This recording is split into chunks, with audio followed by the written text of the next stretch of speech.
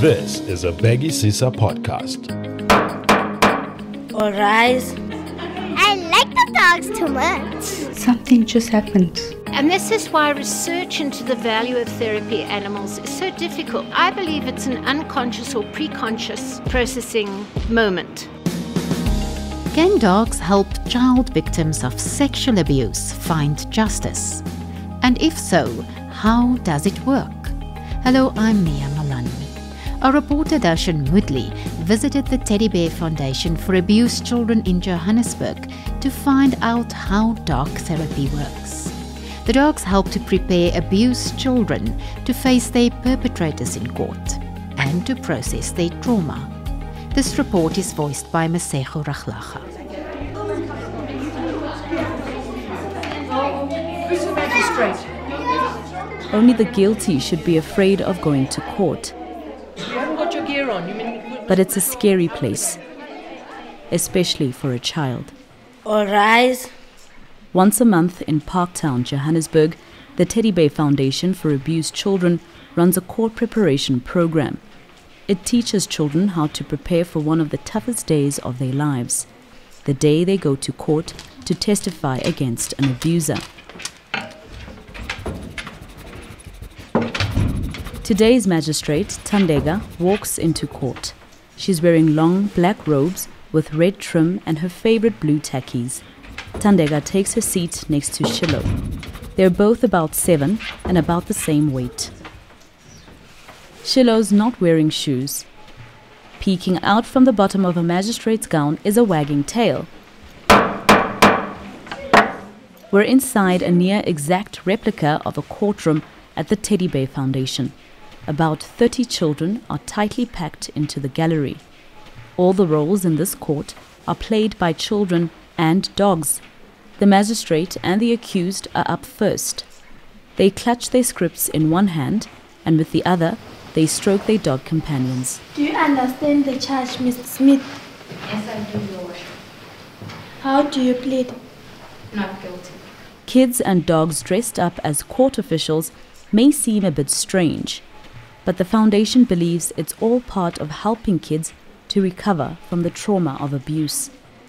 By acting out a court drama, the children are also learning the rules and procedures of court. Some of them have been coming here for 6 years because they're waiting for a court date. Was it dark? Yes. Do you have special eyes that none of us have?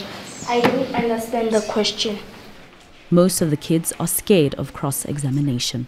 I see that you are lying. I see that you have accused Mr. Smith without any evidence because you want to get Mr. Smith into trouble and, in your own words, get him back.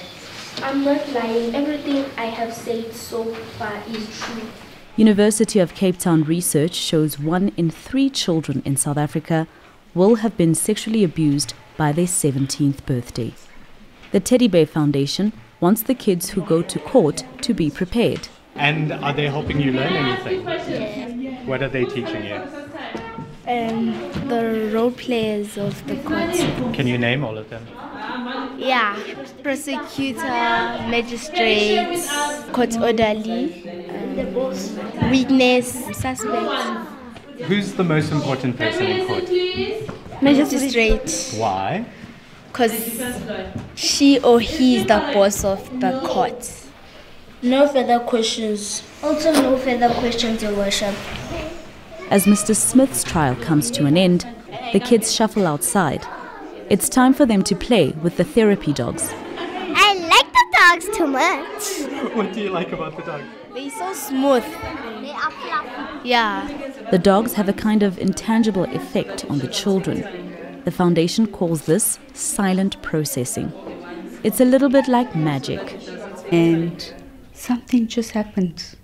There was just this chemical release of energy. Shahida Omar runs the Teddy Bear Foundation.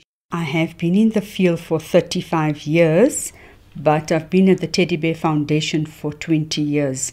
And I've been told I even begin to look like a teddy bear, so I'll take that as a compliment. Shahida says she's witnessed silent processing only a handful of times. When it happens, everyone is amazed. So we had a 6-year-old boy who was a victim of sexual abuse by the stepfather. And this young boy was very withdrawn. He did not engage in play, did not respond to any of the court prep counselors. And, we've got images captured where he just sat in the passage looking at the dogs, not coming near or even talking to anybody. And over a period of 3 months, he started coming closer, and eventually was feeding the dogs. Suddenly, his eyes were all lit up, and the enthusiasm and the energy he demonstrated was a lot of positive energy. And his engagement was so positive that when he testified, not only was he successful in ensuring a conviction, but his whole outlook, his whole demeanor, suddenly his eyes were all lit up, and the enthusiasm and the energy he demonstrated was a lot of positive energy. So, these are the kind No of one really places knew that what one was can happening. actually look at. So the foundation started asking the kids themselves during their private one-on-one sessions with the court preparation counselor. How long have you been attending court prep? 1 year and 8 months. How have they helped you? They made me see the world out there. They made me feel like I'm at home.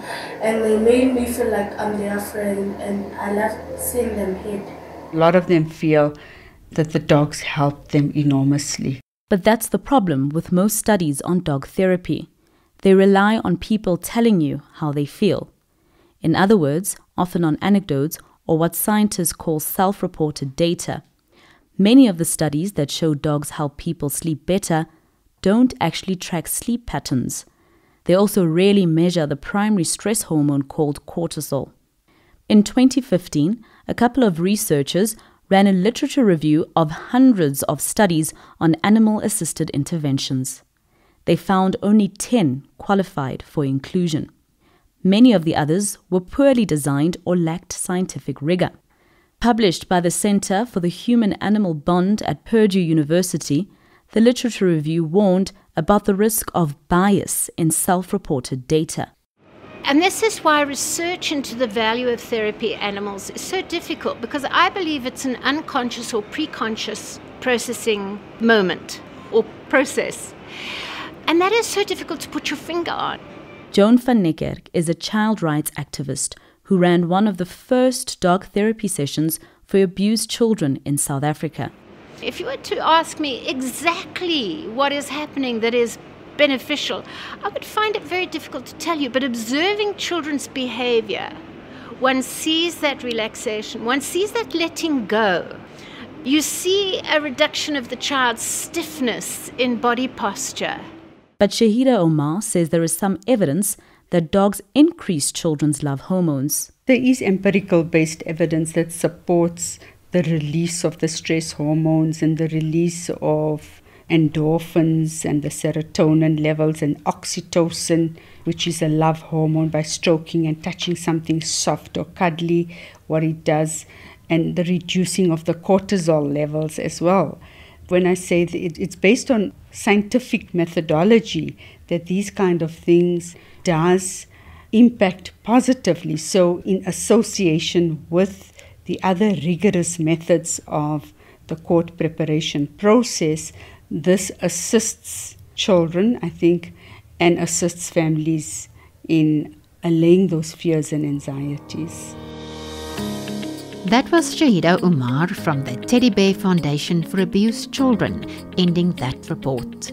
Darshan Moodley is the journalist who wrote the script and recorded the interviews, and Danny Boyson handled the sound editing.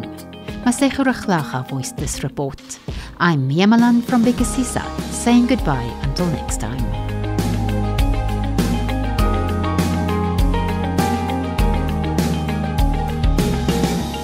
This was a Peggy Sisa podcast.